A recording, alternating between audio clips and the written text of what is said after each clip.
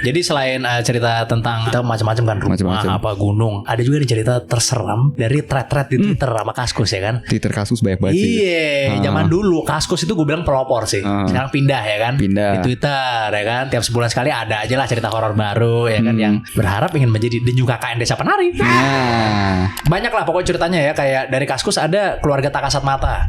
Ya kan, itu sampai jadi film juga kan. Terus habis itu ada juga dari Yang podcast kos-kosan Now You Jogja. See Me. Do you see what I see? Now You See Me. sulap. Film itu. sorry. Do You See What I See ya kan. Itu juga jadi film juga ya kan. Nah, menurut Mas, thread di Twitter atau di Kaskus yang paling serem yang menurut Mas apa Mas?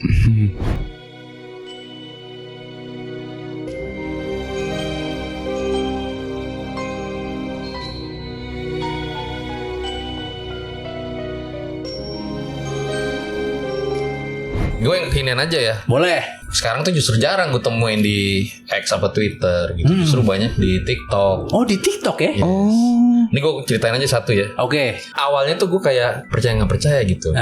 Memang ada orang bisa disukain atau nikah sama jin gitu.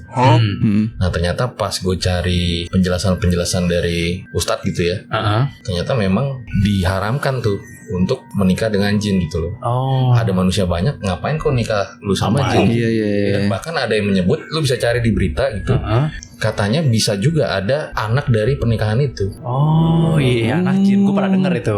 Waktu itu viral di TikTok, si cewek ini tuh sebenarnya berumah tangga, baru nikah. Nah di malam pertama aja tuh dia udah kayak punya 2 suami. Oh.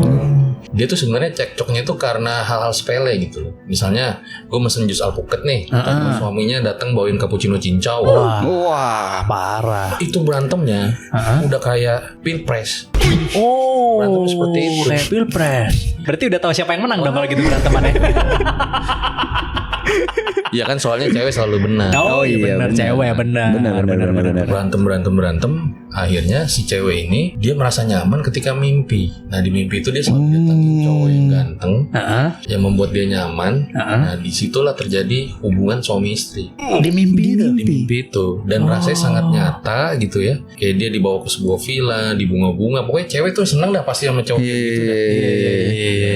Gue tau lu bukan cowok yang kayak begitu kan. Bukan. Itu apa namanya ibaratnya Prince in the White Horse ibaratnya gitu kan. Kalau orang Charming lah. gitu. Ketika dia berhubungan, dia terbangun, itu seperti sangat nyata gitu loh. Dan dia lebih nikmat berhubungan sama yang dimimpi dibanding sama suaminya. Nah konflik akhirnya suaminya itu minggat lah dari rumah karena kan pusing kan. Nah akhirnya dia melakukan berhubungan kayak gitu sampai akhirnya si cewek ini punya anak. Nah hamil, akhirnya suaminya datang lagi ke rumah. Nah pas datang ke rumah itu, ketika mimpi si cowok ganteng itu kayak marah gitu. Dia nggak mau megang tangannya, nggak mau ngapa-ngapain, nggak mau ngomong lah. Ngambek ya berarti.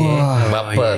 Nah akhirnya kayak gitu dia bangun. Nah lahir anak. Nah disitu mulai banyak kejadian horor. Jadi anaknya itu nanti diganggu hantu, nangis terus-terusan, segala macem. Dalam keadaan udah pisah rumah nih sama suami berarti. Sudah gabung pas udah punya anak. Oh udah gabung lagi, balikan lagi. Dia kan udah mau Rujuk. bercerai. Oh Tapi iya. karena hamil, ya udahlah coba dulu lah. Iya. Perbaiki kondisi lah. Iya. Nah tapi di situ teror horor tuh mulai banyak terjadi gitu. Suaminya tiba-tiba didatengin ular lagi tidur gitu. Dia bangun kan, kok ada ular, dia kabur keluar. Pas dia ketok kamar istrinya kan, istri lagi tidur sama anaknya tuh. Pas dia mau buka tidur, dia nggak jadi ngetok. Dia balik, ularnya udah nggak ada. Nah terus akhirnya besok paginya di WC muncul belatung. Dan itu ada videonya tuh. Oh gitu. Pas udah diambil bau busuk, besokannya muncul di ruang tamu belatungnya. Di teras. Jadi memang muncul di mana-mana lah. Padahal nggak ada bangke. Oh kok bisa ada belatung gitu ya. Ya, nah karena memang situasi sudah sangat mencekam, akhirnya dia manggil Pak Ustadz lah. Nah manggil Pak Ustadz, rumahnya di Ruqyah. Sebulan doang tuh. Seminggu doang. Aman, besokannya belatung muncul lagi. Nah dan anaknya tuh nangis rewel, selalu lihat ke atas gitu. Di atas ada apaan, nggak ada apa-apaan gitu. Nah karena takut anaknya kenapa-kenapa, akhirnya manggil ustadz yang beda datang. Ditanya lah si ceweknya, pernah ngalamin apa sih mimpi-mimpi gitu nggak? Baru cerita nih selama 13 tahun sama cowok 13 tahun. Suaminya marah, mukanya merah. Kenapa nggak pernah cerita gitu. mimpi sama siapa gitu. Kiranya kan selingkuh atau gimana gitu. Nggak taunya emang dia juga nggak kenal itu cowok siapa. Dan dalam mimpi-mimpi terakhir itu dia sudah punya anak 8 gitu. Lalu bermain di kebun sama anak yang 8 biji gitu. Nah akhirnya diruqyah sama Pak Ustadz, tapi dia nangis gitu loh. Jadi kayak dia merasa kehilangan sesuatu, tapi dia nggak tahu kehilangan apa gitu. Iya, kayak keluarganya hilang gitu kesannya. Keluarga mimpinya. Pas sudah nangis, si Ustadznya bilang lepasin aja, kalau nggak jinnya masih nempel nih. Kalau dari tetenya sendiri berat gitu. Nah suaminya bilang, udah lu sama gua aja, ngapain sama jin guys? Nah gitu, lu udah punya gua. Jinnya ngapain lu pergi lah gitu. Di situ dia lah diruqyah. Nah lucunya Belatung sama mimpi itu nggak pernah datang lagi gitu. Nah, ternyata yang kita angkat ini memang kan judulnya pengantin setan tuh di podcast gua. Memang ternyata iblis sama anak buahnya itu sangat suka dengan perceraian. Karena memang dampaknya itu sangat panjang gitu ya. Karena broken home itu tumbuh besarnya psikologis akan terganggu, berbeda dengan yang harmonis gitu. Karena gini bro, ketika dia sudah trauma, mungkin dia akan jadi malas nikah, malas punya anak. Bahkan ada yang beranggapan lebih baik saya pelihara anjing daripada pelihara anak. Kan? Kita nggak jarang lah menemukan itu karena mungkin dia trauma lah dengan masa lalunya. Itu juga bisa berakibat fatal loh. Kalau orang malas nikah kan nanti pertumbuhan penduduk kita bagaimana?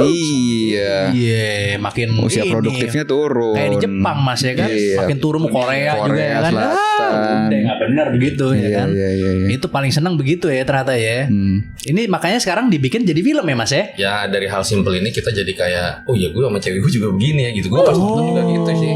Ada relate-nya ya. Sering mimpi basah maksudnya? Bukan. Akhirnya mas ngerasa relate gitu ya. Wah suka berantem. Kalau berantem hal-hal sepele yang nggak jelas bener. Benar. Jadilah film Pengantin Setan yang keluar nanti tanggal 16 Januari ya. Tuh, setan aja nikah masa lu enggak? Itu. Luar biasa. Kita harus cek itu ya Sony nanti ya. Iya. Filmnya. Thank you nih bro. Oh siap. Jadi begitu ya ternyata ya. Iblis paling senang dengan perceraian. Akhirnya tadinya jadi trauma ya kan, gak mau dengan orang lain lagi ya kan. Iya. Tapi kan kebutuhannya kan masih ada maksud gue kan ya kan, bener gak bener ya? Itu setan masuk di situ. Nah ya itu dia kan. Iya. Udah trauma sama orang, saya kayaknya tidak mau punya hubungan lagi. Tapi kebutuhannya ada di situ bagaimana? Jadi jajan dong. Enggak. Jadi jajan dong. Kok jadi jajan? Kan kebutuhan ngobrol kalau maksudnya. Emang ente apa kebutuhan apa tadi maksudnya? Jajan ini Kebutuhan apa tadi maksudnya? Sambil makan bakso kan. Kebutuhan pangan maksudnya. Iya. Mudah-mudahan filmnya sukses ya Mas ya. Nanti amin. Insya Allah saya nonton juga deh nanti. Penasaran juga nih ceritanya. Soalnya menarik juga tadi ceritanya. Iya. Anaknya berarti udah bebas juga ya, udah nggak diganggu lagi berarti anaknya ya. Sekarang udah enggak. Udah enggak ya. Dia lucunya setelah diruqyah udah nggak ngalamin apa-apa lagi.